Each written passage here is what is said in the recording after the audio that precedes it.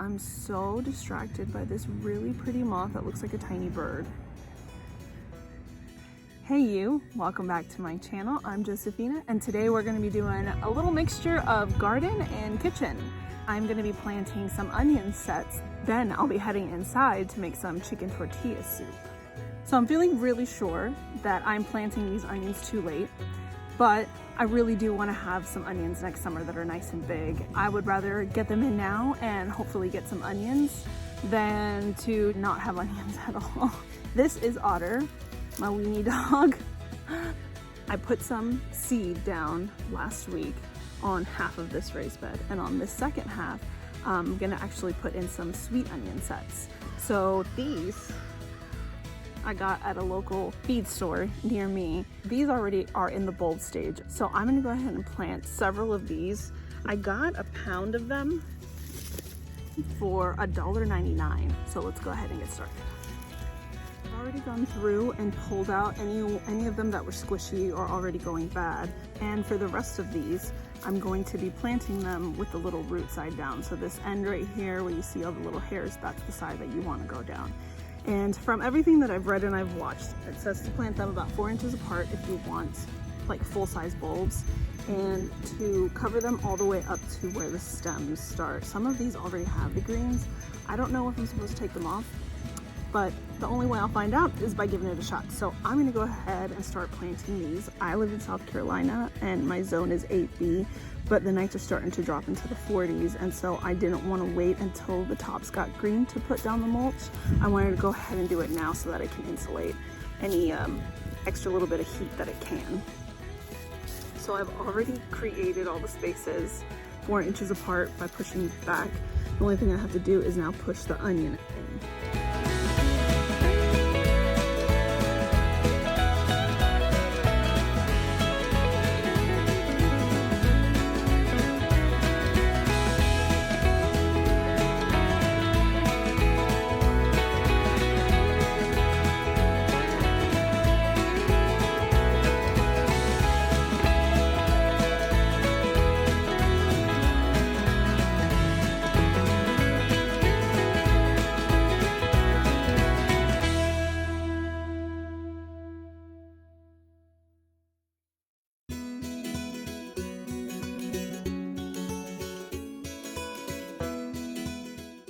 Because I still have these onions left over, I'm going to use another bed that I just cleared out about 2 days ago.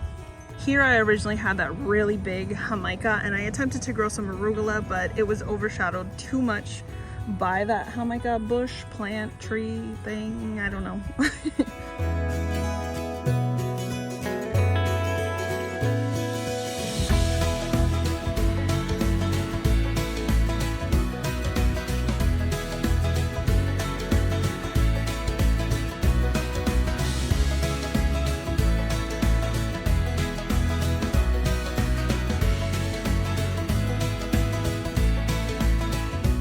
Because it rained all day yesterday, I'm not worried about watering these today, but I am gonna come out here every day and check on the soil to make sure that it stays moist. The better root system that they have before it gets super cold outside, the better chance I have of them surviving throughout the whole winter and developing some really good bulbs by next summer. For the chicken tortilla soup, I've got a rotisserie chicken that we started to use last night. We took off all of the leg meat so that we could have some grilled rotisserie chicken sandwiches. And so I am going to take the rest of the breast meat and any meat that's left on it, and I'm just gonna put it into a pot of 12 cups of water, bones and all, to create a broth. I'm also gonna add 6 cloves of garlic, 1 bay leaf, and half of an onion. Season it with salt and about a teaspoon of peppercorns. Cover it with a lid and let it boil for as long as you want to. The longer that you let it boil in here, the more flavor you're gonna get out of it. Earlier, I put half a pound of beans to cook with 3 small garlic cloves, a quarter of a red onion that I had left over in the fridge, 1 bay leaf, and salt to taste. Those will simmer on medium-low until they're completely cooked through, and then I'll use them later on in the recipe.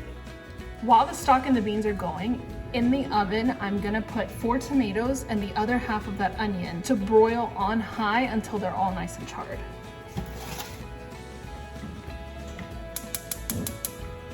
While those are in the oven, right here on the stove, I have my comal turned on, and I am going to toast 1 chile nuevo Mexico and 1 chile guajillo, along with 6 cloves of garlic.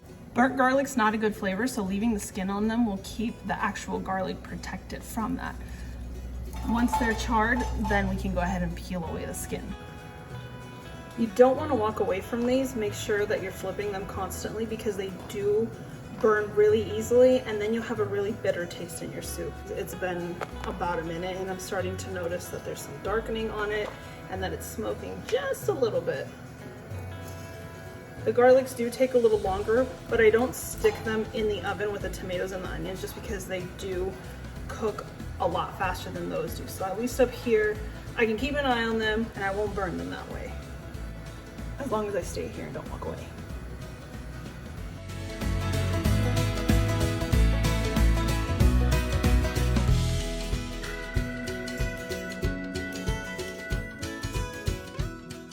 With the chiles, I'm going to remove the stems and the seeds on the inside. It makes it easier to do this after it's been toasted because things just kind of peel away a little bit easier.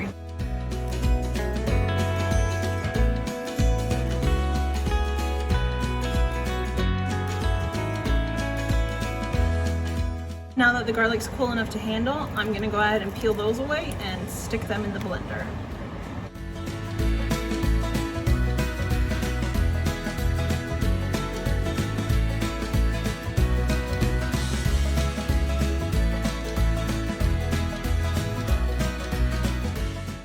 I'm also gonna go ahead and add the chiles in. I pulled the tomatoes and the onion out of the oven and add those into the blender with the garlic and the chiles.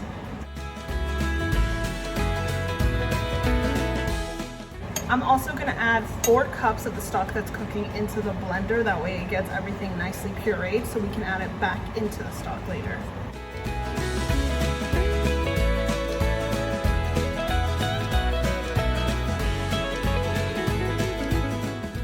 Next, I'm going to tear up 3 corn tortillas and add it to the blender. This is going to allow the soup itself to thicken as it boils. Also, just a little bit of salt. So my microwave has a setting where when there's so much heat coming from the stove, it automatically turns the vent hood on. So I'm really sorry about the noise in the background.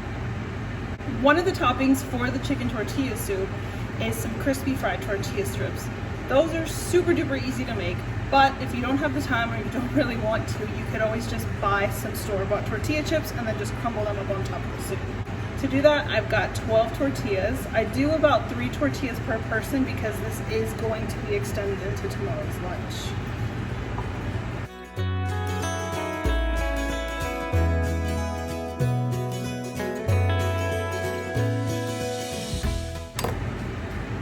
Now, I have strips that I can easily fry.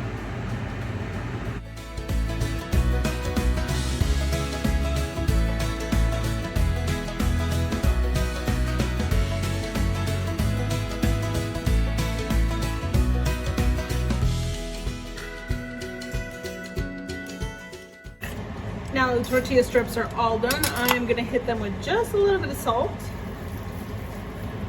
and set them aside.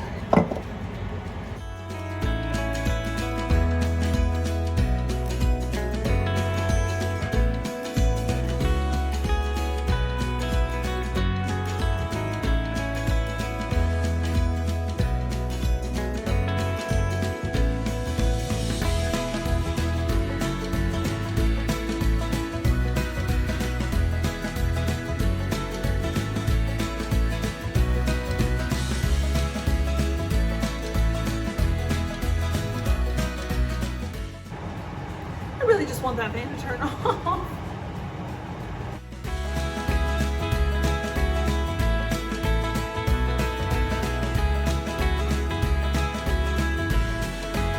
It finally turned off. Okay, Normally I use pinto beans for this soup, but because I didn't have any on hand and all I had was black beans, we're adding some black beans. If you don't like beans and you don't want to add it to this recipe, that's totally fine. And she is all done. Looking glorious and glossy and thick and delicious.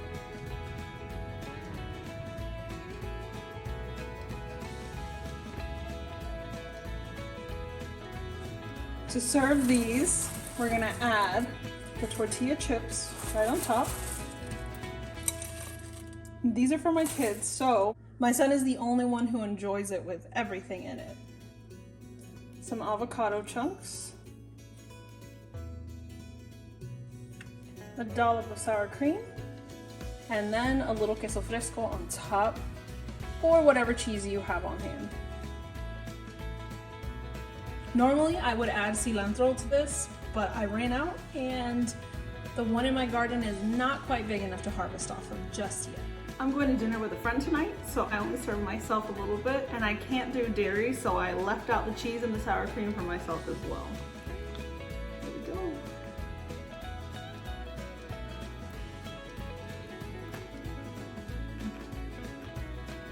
The toasted Cheetos that I added in here are not spicy at all, and they're not intended for spice.